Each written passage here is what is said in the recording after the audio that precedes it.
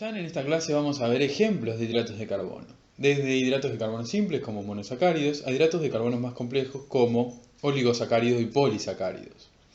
En estos ejemplos vamos a charlar de cuáles son las fuentes alimentarias de estos hidratos de carbono y cuáles son las funciones principales de los mismos. Bueno, el primer ejemplo de un monosacárido que vamos a ver es la glucosa. La glucosa es una aldohexosa. Si se fijan en su estructura cíclica, se muestran los grupos oxidrilo, los grupos alcohol, pero no se muestran los hidrógenos.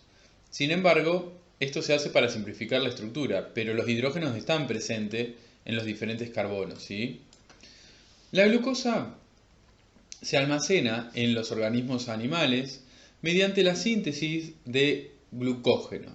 El glucógeno es un homopolisacárido de glucosa, o sea que es un polímero que está todo formado por moléculas de glucosa. Principalmente el glucógeno se sintetiza y se almacena en el hígado y en el músculo esquelético. Ahora, los organismos vegetales almacenan glucosa en forma de almidón, que es otro homopolímero de glucosa. ¿Por qué almacenan glucosa estos organismos? Porque es la principal fuente de energía, es el principal sustrato energético que tienen estos organismos. Además, la glucosa es soluble en agua y por eso es soluble en la sangre. Y la concentración de glucosa en sangre es lo que nosotros vamos a llamar glucemia. La glucemia se controla en nuestro organismo de manera muy detallada. Hay mecanismos para controlar la glucemia, que siempre se va a mantener en valores entre 70 y 110 gramos por decilitro. En la dieta, el principal carbohidrato que consumimos es el almidón. Y como dije recién, el almidón es un homopolisacárido de glucosa. Está formado principalmente, o sea, únicamente, en realidad, por todas glucosas unidas. La fructosa es un monosacárido, es el segundo ejemplo que vamos a ver. Y si recuerdan del primer video de carbohidratos, la fructosa es una cetohexosa. ¿Cuáles son las fuentes de la fructosa? En primer lugar, la podemos encontrar en las frutas y en la miel, pero también la vamos a encontrar en alimentos industrializados. ¿Por qué la vamos a encontrar ahí? Por ejemplo, en bebidas y en alimentos que se produzcan de manera industrial. Porque para endulzar estos alimentos se utiliza el jarabe de maíz de alta fructosa, también llamado JMAF. ¿Sí? Este jarabe contiene mucha cantidad de fructosa y por lo tanto estos alimentos que son endulzados con este jarabe van a tener mucha fructosa. Pero el principal aporte de fructosa va a ser a través del consumo del disacárido sacarosa. Recuerden que un disacárido está formado por dos monosacáridos. En el caso de la sacarosa está formada por una glucosa y una fructosa. El consumo de sacarosa es el principal aporte que tenemos en nuestra dieta de fructosa. En tercer lugar vamos a hablar de la manosa y la galactosa. Y estos monosacáridos son epímeros de la glucosa. Y ustedes se preguntarán qué es un epímero, pero es fácil. Un epímero es cuando comparamos dos carbohidratos, dos monosacáridos por ejemplo, y la única diferencia que tienen entre ellos es la posición del oxidrilo de un carbono quiral. Observen esto. Esta es la glucosa. La glucosa tiene 4 carbonos quirales, como vimos en el primer video de carbohidratos. El primer oxidrilo está hacia la derecha, el segundo hacia la izquierda, el tercero hacia la derecha y el cuarto hacia la derecha. Si nosotros ahora miramos la manosa y la comparamos con la glucosa, la única diferencia que tiene es la posición del oxidrilo de este carbono quiral. Entonces la glucosa y la manosa son epímeros entre sí, porque solamente cambia entre ellos la posición del oxidrilo de un carbono quiral. Y lo mismo pasa cuando miramos la glucosa y la galactosa. La única diferencia es la posición del oxidrilo de ese carbono quiral que está señalado ahí. Entonces la glucosa y la galactosa son epímeros entre sí. Solamente cambia la posición del oxidrilo de un carbono quiral. ¿Sí? Ahora, específicamente hablando, la manosa la vamos a poder encontrar como parte de los polisacáridos de las plantas, ¿sí? Y también como parte de las glucoproteínas animales. Las glucoproteínas son la mezcla entre una proteína que tiene unido algún carbohidrato, en este caso manosa, ¿sí? Podemos encontrar una proteína que tenga unido manosa y eso es una glucoproteína. Y por otro lado tenemos la galactosa. La galactosa la podemos encontrar formando parte de la lactosa, del disacárido lactosa. ¿Sí? La lactosa es el principal carbohidrato presente en la leche. ¿Sí? La lactosa, recuerden, un disacárido está formado por dos monosacáridos. Bueno, uno de ellos es la galactosa. ¿Está bien? Entonces, la podemos encontrar a la galactosa formando parte de este disacárido. Además, se asocia a moléculas para formar glucolípidos y glucoproteínas. Las glucoproteínas las acabamos de explicar. Y los glucolípidos es lo mismo. Es un lípido que en su estructura tiene, por ejemplo, galactosa unida. ¿Sí? Ahora vamos a ver dos ejemplos que son aldopentosas. ¿Sí? Son aldosas de 5 carbonos. Una es la ribosa. La ribosa forma parte de los ácidos nucleicos. Y la otra es la arabinosa, que vamos a ver que forma parte de componentes como la pectina, la hemicelulosa y las gomas. ¿Sí? Después, más adelante, vamos a entender mejor estos conceptos, ¿sí? Estos componentes, vamos a estudiarlos. Pero ahora solamente sepan que vamos a encontrar la arabinosa en esos componentes, como las pectinas, las hemicelulosas y las gomas. Los derivados de monosacáridos son muy importantes para el metabolismo y como constituyentes de algunas estructuras en nuestro organismo. Vamos a ver algunos ejemplos. Pero básicamente un derivado es cuando se reemplaza un grupo oxidrilo de algún monosacárido por otro sustituyente. O, por ejemplo, cuando se produce una oxidación de algún grupo alcohol, formándose un ácido carboxílico como vimos en la clase de química orgánica. Pero fíjense, vamos a ver ejemplos con la glucosa. Imagínense que tenemos la glucosa y que en el oxidrilo del carbono 6 se une un grupo fosfato. Ahí se genera la glucosa 6-fosfato. Y es muy importante esto por lo siguiente. El metabolismo de hidratos de carbono son un montón de reacciones donde están involucradas los hidratos de carbono. ¿Sí? Los intermediarios de estas reacciones, o sea, los productos intermedios de estas reacciones del metabolismo de hidratos de carbono, están fosforilados. Y ustedes se preguntarán, ¿y por qué están fosforilados? Bueno, están fosforilados porque, en parte, porque al estar fosforilados, estos intermediarios tienen carga negativa. Y eso hace que no puedan salir de la célula. ¿Sí? Entonces se quedan ahí adentro de la célula siguiendo esas vías metabólicas de hidratos de carbono, esas reacciones químicas de hidratos de carbono, para transformar un hidrato de carbono en otra cosa. ¿Sí? El metabolismo tiene esa base. Pero lo que quiero que quede claro y que después vamos a ver mejor es que los hidratos de carbono, los intermediarios del metabolismo de hidratos de carbono, se encuentran fosforilados y eso permite que tengan carga negativa en las moléculas y permite que no salgan de la célula. Otro ejemplo es cuando el oxidrilo del carbono 2 de la glucosa se reemplaza por un grupo amino. Ahí tenemos la glucosamina. Y después vamos a ver más adelante en los ejemplos que la glucosamina la podemos encontrar en las articulaciones. Otro ejemplo es cuando el grupo que está unido al carbono 6 se oxida y se transforma en un grupo ácido carboxílico. Ahí lo que se forma es el glucuronato.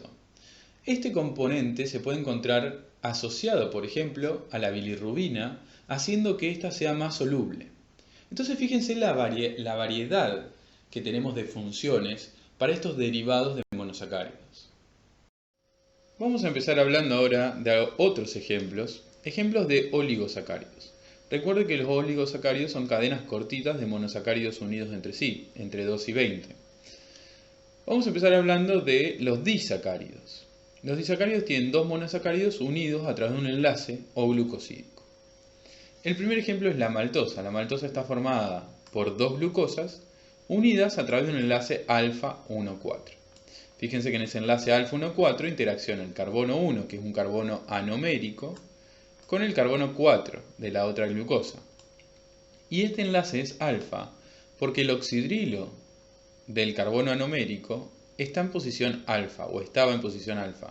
Fíjense que ahora el enlace está hacia abajo y eso a mí me indica que ese oxidrilo estaba en posición alfa. Entonces, es por eso que este enlace se denomina enlace alfa 1,4. ¿Sí? ¿Dónde puedo encontrar la maltosa? La puedo encontrar formando parte de la malta y de la cebada germinada. Es por eso que lo vamos a encontrar en bebidas de malta y también en la cerveza. El siguiente ejemplo que vamos a ver es el ejemplo de la lactosa. La lactosa es un disacárido formado por una galactosa unido a una glucosa a través de un enlace beta 1,4. ¿Cómo me doy cuenta que este enlace es un enlace beta 1,4? Porque interacciona el carbono 1 anomérico de la galactosa con el carbono 4 de la glucosa. Y, si se fijan, el enlace está hacia arriba. Eso me está indicando que el oxidrilo que tenía este carbono anomérico estaba en posición beta. Es por eso que este enlace es un enlace beta 1,4. ¿Dónde puedo encontrar la lactosa? Es el principal carbohidrato presente en la leche. Aproximadamente tiene 5 gramos de lactosa por cada 100 mililitros de leche y también la vamos a poder encontrar en menor cantidad en los derivados de la leche. Bueno, el siguiente ejemplo que vamos a ver es la sacarosa. La sacarosa está formada por la unión de una glucosa con una fructosa. Y ahora vamos a analizar el enlace que se formó. Esta es la glucosa. La glucosa se unió a través de su carbono 1, su carbono anomérico. Y el enlace sale hacia abajo. Eso quiere decir que el oxidrilo que tenía ese carbono anomérico unido está en posición alfa. O estaba en posición alfa.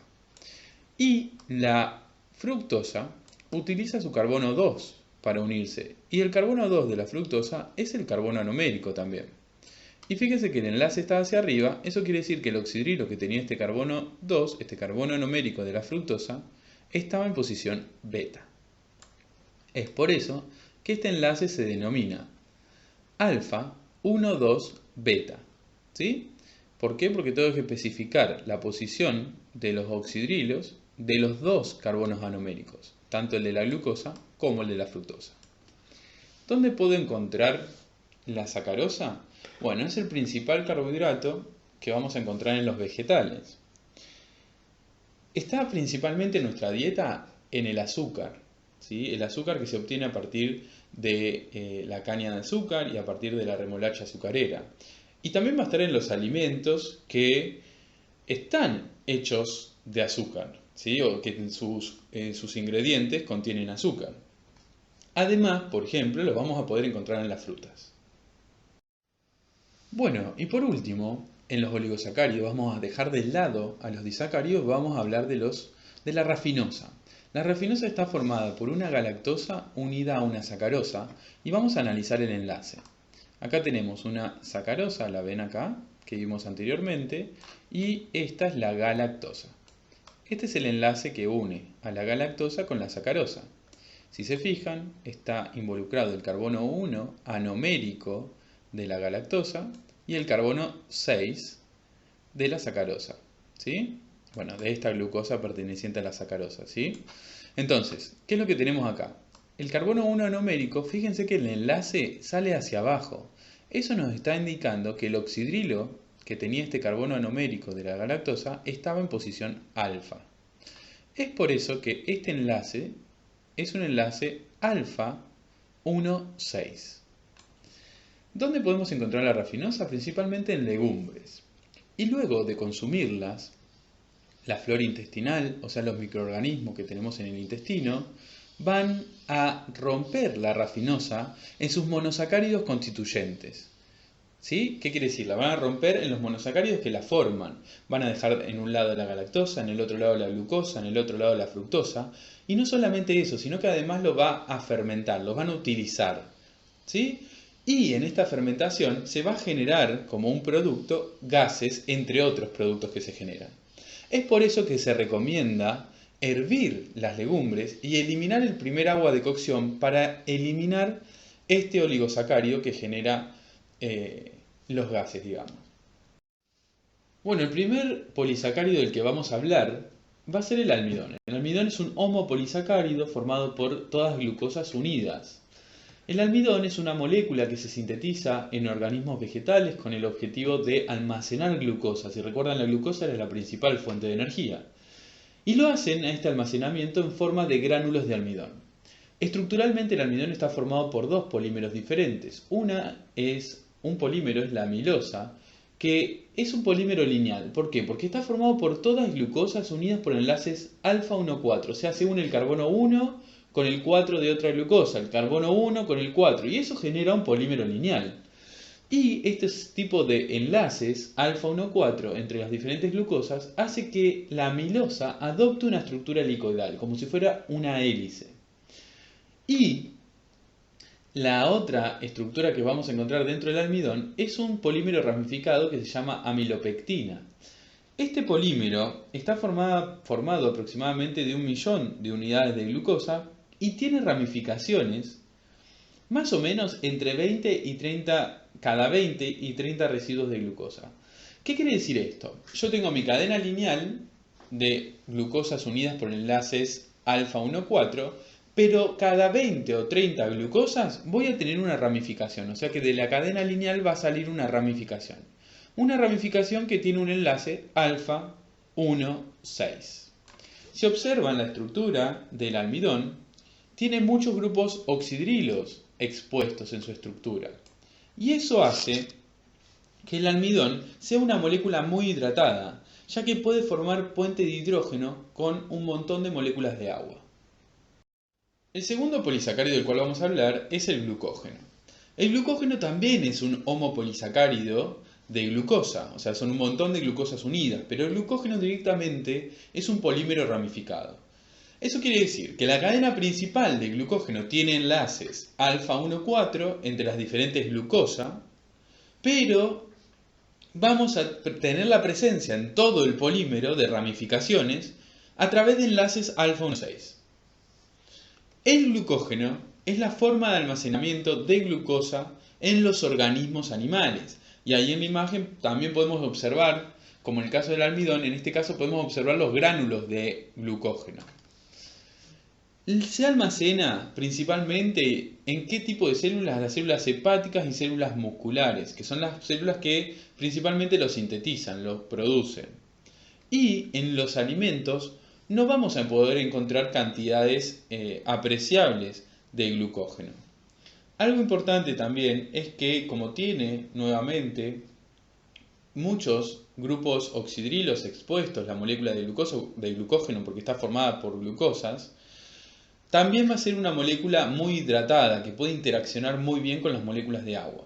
Y además, también va a tener estructura helicoidal, como si fuera una hélice, similar a lo que pasaba en el caso del almidón. Otro polisacárido del cual vamos a hablar es la celulosa. La celulosa es un homopolisacárido de glucosa también, pero esta vez las glucosas están unidas por enlaces beta 1,4. La celulosa es el principal componente de la pared celular de las células vegetales y tiene algo muy interesante. La celulosa presenta estos enlaces beta 1,4. Estos enlaces beta 1,4 permite que la celulosa forme estructuras extendidas. ¿Qué quiere decir eso? Lo que pasa con la celulosa es que las diferentes cadenas de celulosas, ¿sí? Las diferentes cadenas de celulosa se solapan una con la otra e interaccionan a través de puentes de hidrógeno. Esto permite que se formen estas estructuras extendidas que no son solubles en agua y por lo tanto esto lo vamos a llamar fibras insolubles en agua. El humano no tiene la capacidad de degradar estos enlaces beta 1,4, o sea, no tenemos las enzimas necesarias para degradar estos enlaces beta 1,4. Y es por eso, que después vamos a estudiar mejor, que la celulosa es el principal componente de la fibra dietaria. El último ejemplo que vamos a ver son los glucosaminoglucanos. Estos están formados por unidades repetitivas de disacáridos, o sea, son disacáridos que se repiten y se van uniendo entre sí. Por un lado, esos disacáridos están formados por N-acetilglucosamina o N-acetilgalactosamina, y por el otro pueden tener ácido glucurónico o hidurónico. Entonces, estos compuestos tienen características específicas y ayudan o funcionan como lubricantes del líquido sinovial de las articulaciones. También forman parte de la matriz extracelular, o sea, la parte de afuera de las células de tendones y cartílagos. Y además contribuyen o ayuda a la resistencia a la tensión de cartílagos, tendones y ligamentos.